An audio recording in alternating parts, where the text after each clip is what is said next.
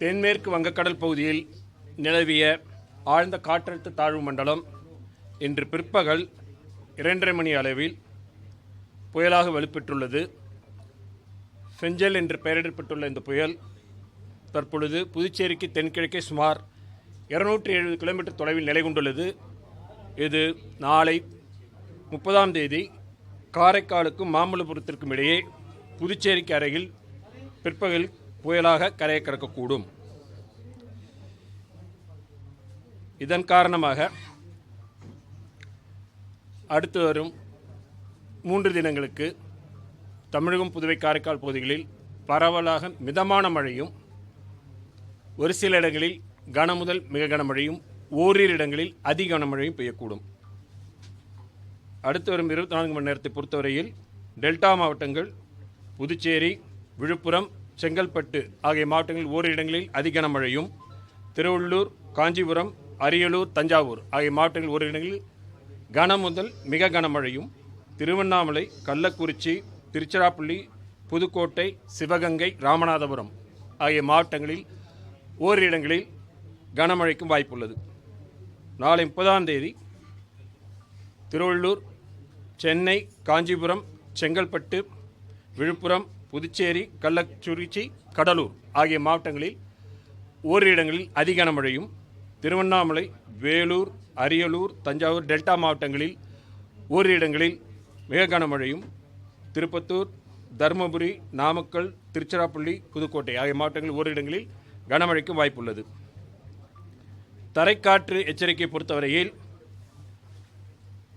இன்று முதல் நாளை வரை வட தமிழக கடலோரம் மற்ற அதனை ஒட்டியுள்ள பகுதிகளில் நாகப்பட்டினம், மயிலாடுதுறை, கடலூர், விழுப்புரம், செங்கல்பட்டு, காஞ்சிபுரம், சென்னை, திருவள்ளூர் மாவட்டங்களும், புதுவை மற்றும் காரைக்கால் பகுதிகளில் பலத்த தரைக்காற்று மணிக்கு 50 முதல் 60 கிலோமீட்டர் வேகத்தில், அவ்வப்பொழுது 70 கிலோமீட்டர் வேகத்திலும் வீசக்கூடும்.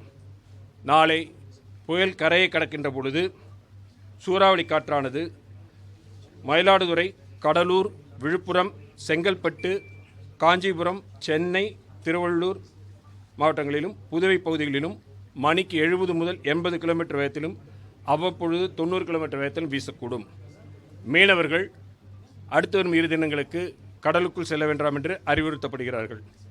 வடகிழக்கு பருவமழை பொறுத்தவரையில் கடந்த அக்டோபர் 1 முதல் இன்று வரையிலான காலகட்டத்தில் தமிழகம், புதுவை, காரைக்கால் பகுதிகளில் பதிவான மழையின் அளவு 351 மில்லிமீட்டர். இந்த காலகட்டத்தின் இயல்பு அளவு 350 மில்லிமீட்டர்.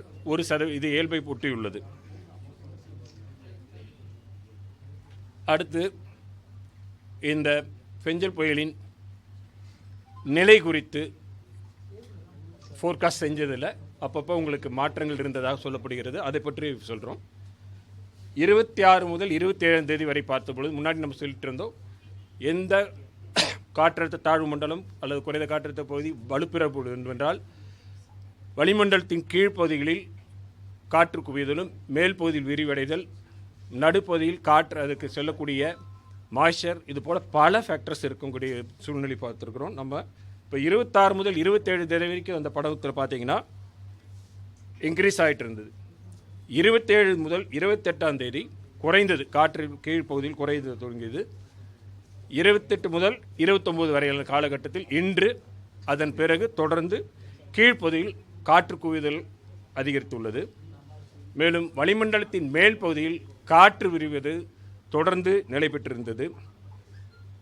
விண்ட் ஷேர் என்று சொல்லக்கூடிய காற்று முறிவானது இந்த பகுதியில் குறைய துவங்கியுள்ள காரணத்தால் 29 நேற்று முதல் இன்று வரையிலான காலகட்டத்தில் குறைய துவங்கியுள்ளது.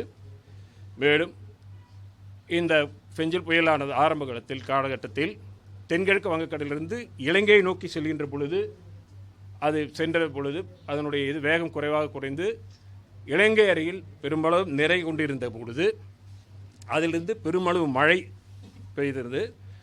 அதன் உள்ளே இருக்கக்கூடிய சக்தி குறைந்திருந்தது. அதனுடைய மாய்ச்சர் கம்மியாக இருந்தது. அது நம்ம பார்த்து நேற்றிலிருந்து பிறகு அதனுடைய வேகம் படிப்படியாக அதிகரிக்க தொடங்கியிருக்கு. இப்போ 10 கிலோமீட்டர் வேகத்தில் நகர்ந்துட்டு இருக்கு. இந்த வேகம் அந்த இடத்தை விட்டு நகர்ந்து செல்ல ஆரம்பித்த பிறகு அதனுள் காற்று கீழே குவிவதும் அதிகரித்தது. மாய்ச்சர் இன்கர்ஷன் நடந்ததுக்கு இதன் காரணமாக மீண்டும் புயலாக வலுப்பெறுவதற்கு வாய்ப்பு இருந்ததுனால நாம் அதை சொல்லியிருந்திருக்கிறோம். இதுதான். ஓகே.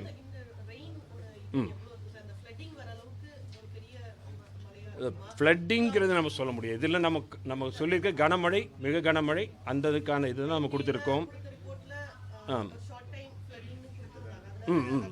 அது ரிவரைன் இதோடைய இது பொறுத்து இருக்குது, அந்த இதோடைய இது பொறுத்து இருக்குது.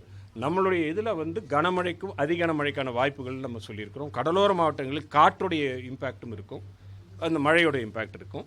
அது நம்ம நாளைக்கு சொல்லிக்கிற போது நம்ம சொல்லியிருக்கிறோம். இந்த புயல் கரையை கடக்கின்ற பொழுது காற்றோட வேகம் 70, 80, 90 கிலோமீட்டர் வேகத்தில் வரைக்கும் போகிறதுக்கும் அதிக கனமழைக்கான வாய்ப்புகள் இருக்கின்ற காரணத்தால் நம்ம இப்போ பார்த்துட்டு இருக்கிறோம். நம்ம நேற்றிலிருந்து இன்று வரையில் அந்த மாற்றங்கள் நிகழ்ந்து இருந்திருக்குது.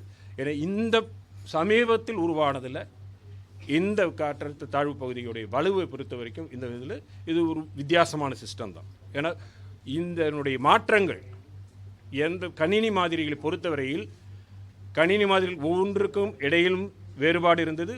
ஒரு கணினி மாதிரியுடைய ஒரு நேரத்திலிருந்து மற்ற நேரத்திற்கான அதனுடைய இதுலேயும் அவுட்புட்லேயும் வேறுபாடு இருந்தது. இதெல்லாம் களத்தில் வைக்கும் பொழுது வெறும் அதில் லிமிட்டேஷன்ஸ் இருக்கும் பொழுது அது தொடர்ந்து கண்காணிக்கப்பட்டு அதனால தான் மாற்றங்கள் இருந்தது. அதை தொடர்ந்து கண்காணித்து இப்பொழுது சொல்லியிருக்கோம். ஓகே.